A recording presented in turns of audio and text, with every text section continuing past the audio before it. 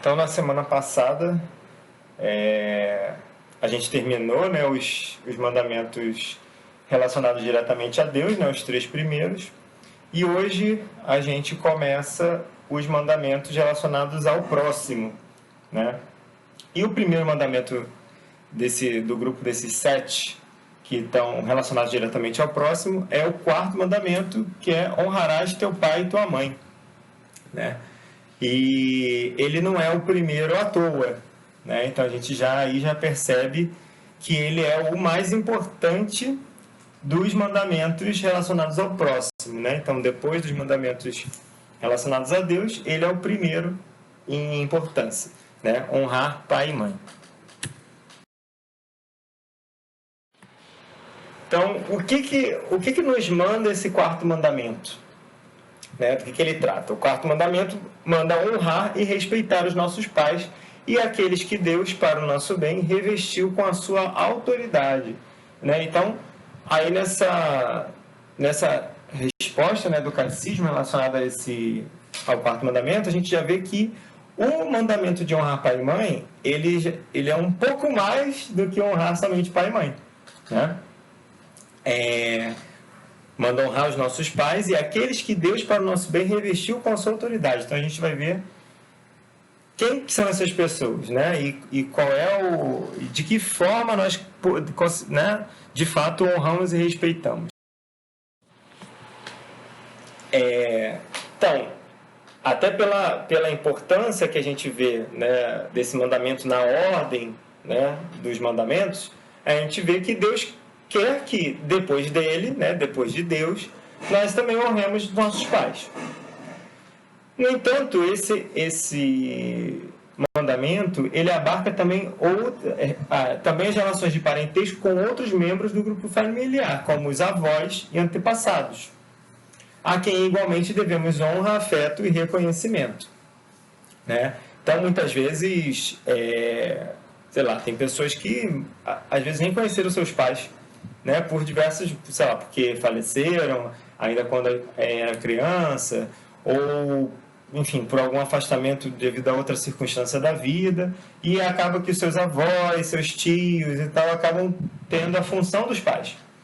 Mas mesmo aqueles que foram criados diretamente pelos seus pais, né, muitas vezes têm ainda seus avós, têm tios e tal, e nós também devemos essa honra, esse respeito a eles. Isso também está incluído no 4º mandamento. É lógico que tudo também possui um grau de hierarquia, né? Então, o respeito aos pais, né, ao pai e à mãe, de fato de primeira importância, né? A gente pode ver. E depois nós temos os avós, os tios, né? A gente vai ver que os irmãos também integram esse respeito, essa honra que nós devemos aos nossos familiares, né, no caso. E também esses deveres nossos, né, de respeito, né, e de honrar, também se estende a outras situações, como, por exemplo, o aluno com relação ao seu professor, né? Então, respeito aos nossos professores também faz parte do 4º mandamento. O respeito do empregado em relação ao seu patrão, de um subordinado em relação ao seu chefe, né, que acaba sendo bem semelhante. O respeito também à própria nação, né, à própria pátria, e àqueles que a administram, né, então aos governantes, que foram instituídos de autoridade humana para isso, né. Então a gente vê que independente do que a gente ache dos nossos governantes, nós como cidadãos devemos um mínimo de respeito a eles, né? Então, por exemplo, se eu xingo uma pessoa na rua aleatória, que eu nem sei quem é essa pessoa, eu posso estar cometendo um pecado, né? Dependendo da circunstância, da situação, enfim. Mas se eu xingo, digamos assim, meu pai, é muito mais grave, né? E aí pode ser até mesmo um pecado mortal. Ou também eu xingar, digamos, o prefeito da cidade é muito mais grave do que xingar uma pessoa desconhecida na rua, né? Por incrível que pareça.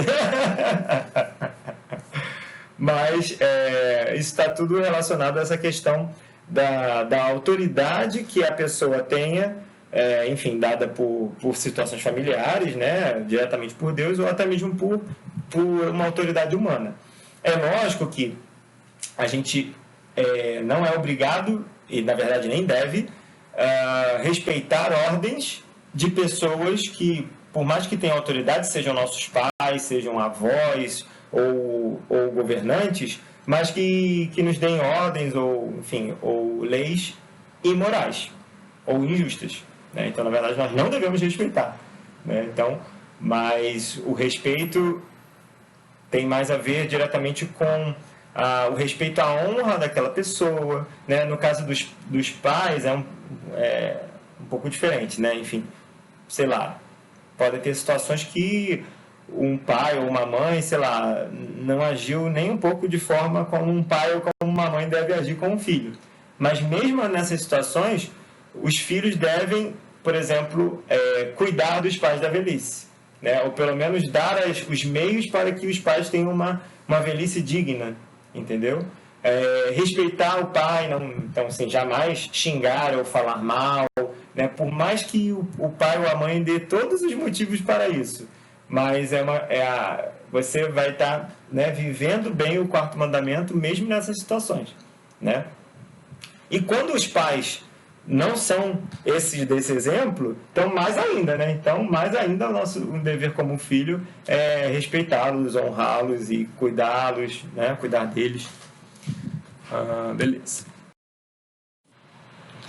Então, o quarto mandamento recorda-nos as obrigações que temos para com os nossos pais. Amor, respeito e obediência. Então, assim, mais do que uma questão meramente assim de cumprir um mandamento, né? Não, eu tenho que amar o meu pai, eu tenho que amar os meus pais, tenho que obedecê-los e tal. Que, de certa forma, isso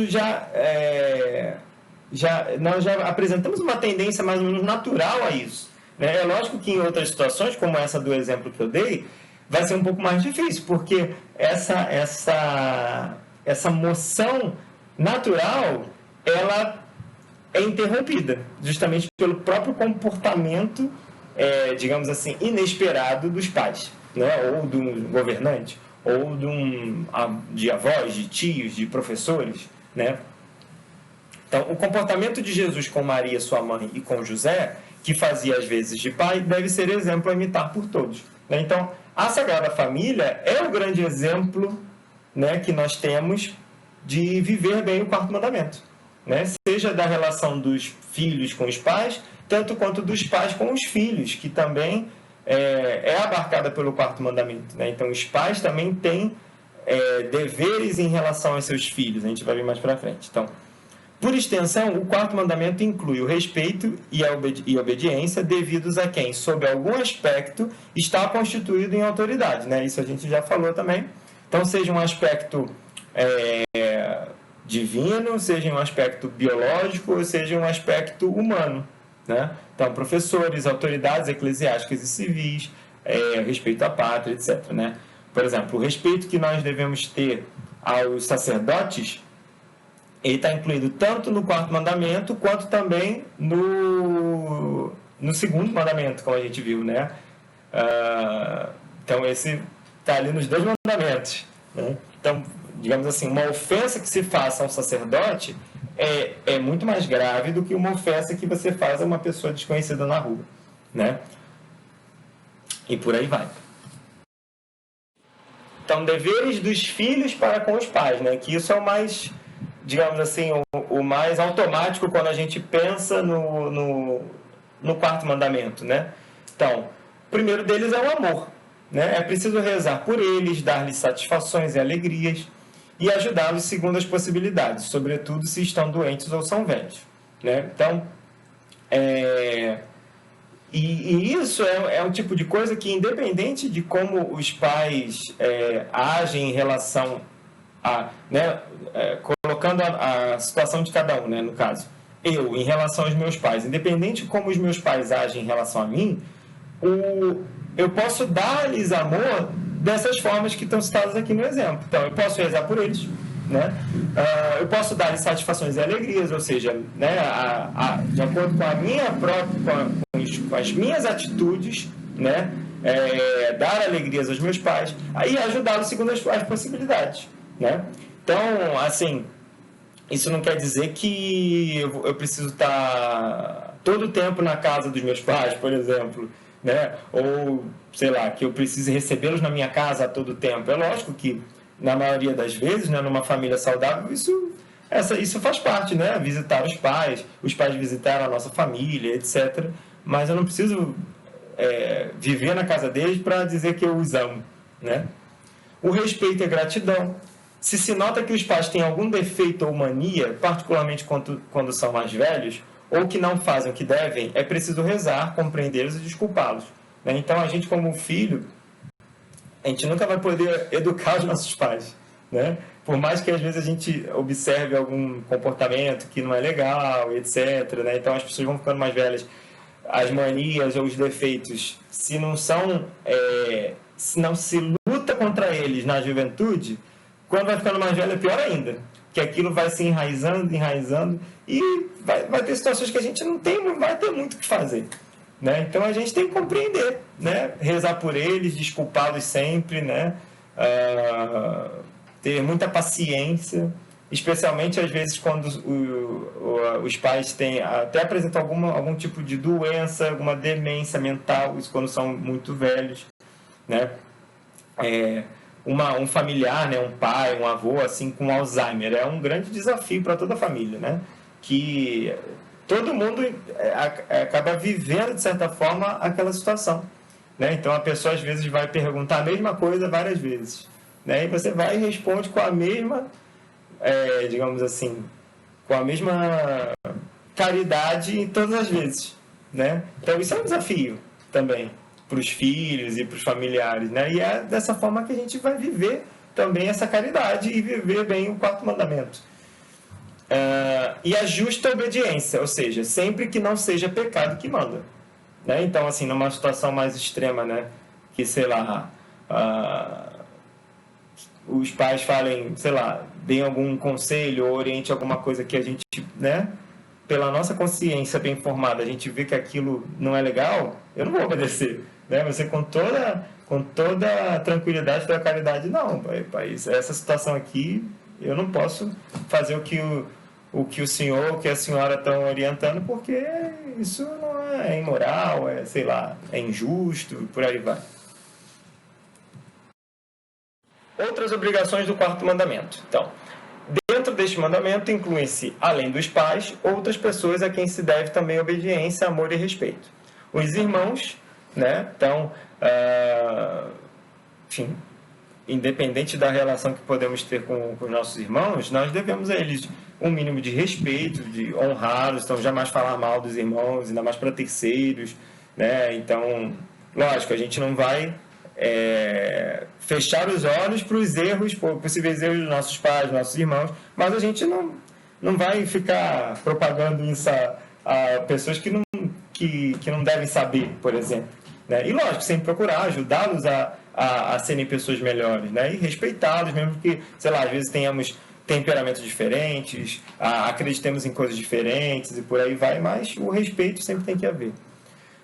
Outros familiares e amigos, de modo geral, professores e benfeitores, os pastores da igreja, né? Então sacerdotes e outros ministros da igreja, e os deveres para com a pátria e autoridades civis, né? Então, um vereador, um deputado, então assim, a gente deve o mínimo de respeito a essas pessoas, por mais que nós não concordemos com o que elas defendem, não concordemos com as atitudes delas, mas nós devemos um mínimo de respeito. É claro que isso não quer dizer que, sei lá, se eu sei de uma conduta errada de um governante, se eu tiver a oportunidade, eu vou denunciar, enfim, e correr atrás dentro do que dita a lei do meu país, né, da minha cidade, do meu estado, para que aquela pessoa deixe de ter o cargo ou que ela, enfim, pague pelos seus erros, né? Isso não quer dizer que eu estou sendo desrespeitoso com a pessoa, né? Muito pelo contrário. Mas, ao mesmo tempo, você acusar sem provas, isso para qualquer pessoa já é errado. Sendo um governante, pior ainda, né? Deveres dos pais para com os filhos. Então, como eu falei também anteriormente, né? O quarto mandamento também abarca isso, né? Os deveres que os pais têm para com os seus filhos, né? Então, os pais devem amar, sustentar e educar os seus filhos, né? Isso é o básico, digamos assim, dos deveres dos pais.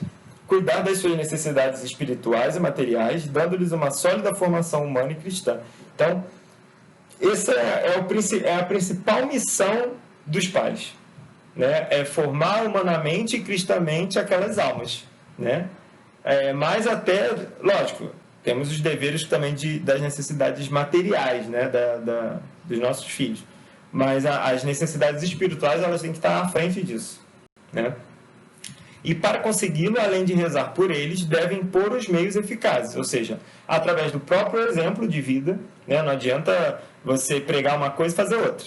Isso daí é impossível, né? A criança, ela observa, é uma grande observadora, né? Então ela observa muito o comportamento dos pais. Então não adianta o pai ou a mãe fala uma coisa para ela fazer e chega e faz outra, né? Os bons conselhos, a escolha da escola, né, ou da forma que a criança vai ser educada, né, do ponto de vista mais assim da educação formal, né, e do ensino, né, e vigiar as companhias, ou seja, observar os coleguinhas e tal, se realmente são boas influências ou não, etc., né, o ambiente em que aquela criança ou aquele jovem está vivendo, né. E depois de os ter aconselhado, hão de respeitar e favorecer a vocação dos filhos, quando escolhem o caminho da sua vida no que é humano e no que é sobrenatural. Então, é sempre importante, né, que os pais respeitem também a escolha dos filhos, né, do ponto de vista da sua vocação, né? Tanto a vocação no sentido mais amplo da palavra, né, mais sobrenatural, e a sua escolha profissional, por exemplo, né? Sei lá, às vezes o pai, a mãe quer que o filho seja médico, mas ele não quer ser médico. Ele quer ser, sei lá, advogado. Então, deixa ele, você vai orientar e tal, né? Ou então, sei lá, às vezes situações mais complicadas, tipo, sei lá, o filho quer ser, sei lá, músico. Aí, nossa, é uma profissão também tão respeitosa como qualquer outra, mas existem desafios, né? Então, os pais vão mostrar, olha, beleza, você quer ser músico, mas ó, você vai possivelmente enfrentar tal e tal desafio. E beleza, mas aí o filho vai estar, digamos assim, esclarecido, né, sobre aquilo que ele vai enfrentar, mas ele tem essa liberdade de querer seguir aquela carreira, né? Um exemplo, né? Podem ter situações até mais complicadas do que essa. E a vocação, que por incrível que pareça, muitas vezes os pais são os grandes empecilhos para a vocação dos filhos, né? Até mesmo em famílias cristãs, famílias católicas. Eu não estou nem falando de casos em que, sei lá, os pais não são católicos e o filho é católico e, sei lá, escolhe enfim, não é nem escolhe, né, mas atende ao chamado de uma vocação, por exemplo, sacerdotal, ou uma vocação religiosa, ou qualquer outra vocação que seja, até mesmo a vocação ao matrimônio, e, sei lá, a família é aberta a vida. Muitas vezes os pais vão ser grandes empecilhos, falam, vocês estão malucos? Criar um filho, botar um filho no mundo nos dias de hoje não é fácil, não sei o quê, e tal, vocês estão novos, já tem tantos filhos, por aí vai, né? Então, assim, os pais, eles devem dar todo o suporte, né? Enfim, lógico, esclarecer, aconselhar os filhos, mas respeitar, né? Respeitar e favorecer a vocação dos filhos, né? E não ser uma pedra no caminho, né? Cumprir com amor as obrigações desse mandamento, né? Então, como eu também falei lá no início, né? Mais do que apenas um cumprimento de regras, né? A gente viu lá até nas primeiras aulas lá dos mandamentos que os mandamentos não são uma sequência de regras aleatórias, né? Eles têm um porquê de existir, né? E eles, na verdade, são chamados ao amor, né? Como a gente viu lá naquela aula sobre a caridade. Então, o que move tudo isso é a caridade, né? Então, no final de tudo, se a gente não vive os mandamentos né, em função da caridade, né, do objetivo final deles, a gente está só cumprindo regras, né? Então, o cumprimento do quarto mandamento traz consigo uma recompensa, né? Como diz nessa passagem do Êxodo: honra teu pai e tua mãe para que se prolongue os teus dias sobre a terra que o Senhor teu Deus vai te dar. Então, desde o povo de Israel, né, desde os inícios, já tinha muito claro a importância de honrar o pai e mãe, né, e como que isso nos traz tantas recompensas, né? E Deus abençoa com frutos espirituais e temporais de paz e prosperidade. E Deus abençoa com frutos espirituais e temporais de paz e prosperidade, né? Uma vez que nós vivemos esse mandamento bem, né? Ao contrário, a não observância provoca grandes danos, não só para a pessoa, mas para a comunidade humana de um modo geral, né? Então a gente vê como que o inimigo, ele sempre procurou e vai continuar procurando atacar a família, né? Então a forma com que os pais lidam com seus filhos, como os filhos lidam com seus pais, né? Isso, você vê que um termômetro do grau de sanidade, digamos assim, né? De saúde de uma sociedade é o grau de saúde das famílias, né? Como que as famílias, uma sociedade com famílias bem estruturadas e uma sociedade com famílias desestruturadas, a gente vê a diferença, né? E o quão mal que não causa para uma sociedade a desestruturação das famílias, né? Então, assim, filhos que não respeitam seus pais, pais que não querem saber dos filhos, né? E por aí vai, a gente vê como que isso é ruim, né? Então, aí a gente vê quão importante que é o quarto mandamento, né? E o porquê dele existir e porquê que, quando se vive bem, né, nós recebemos tantos frutos espirituais e frutos temporais também, de paz, de prosperidade, de alegria, né? Então a gente procurar sempre viver bem esse mandamento, né? Rezar pelos nossos pais, honrá-los, cuidá-los, né, dos nossos superiores e, enfim, demais familiares. E também, quando nós vivemos bem, a nossa vocação de pais para com os filhos, né? Então, tem até numa carta de São Paulo também, não sei se é aos Colossenses, agora não estou lembrando, que fala também, né, do pais não... Como é que é?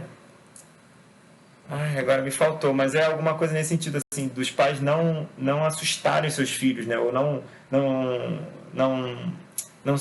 se darem ao respeito aos seus filhos pelo temor, e sim pelo amor, né? Então, a gente procurando viver bem esse mandamento, isso vai nos ajudar a viver também os demais mandamentos, né? E, enfim, só vai trazer benefícios para a nossa vida, para a nossa família.